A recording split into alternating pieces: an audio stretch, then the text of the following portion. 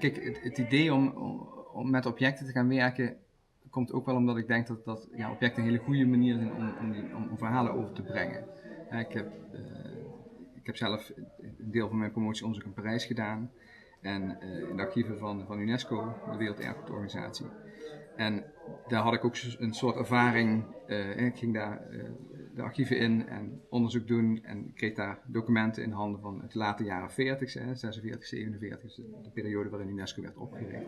En ik merkte daar dat eigenlijk het door mijn handen laten gaan van dat materiaal eigenlijk me meer informatie gaf dan de letters die erop gedrukt stonden. Ja. Dus de materialiteit daarvan, omdat het hele dunne vellen waren die mij in een verhaal vertelden eigenlijk over de schaarste en zuinigheid van die naoorlogsperiode. Ja. Dus het is eigenlijk, wat Johan Huizinga misschien historische sensatie zou noemen, het idee van de tastbaarheid van objecten, de tactiliteit ervan, vertelt ook een heel verhaal. Wij zijn natuurlijk als historici wel erg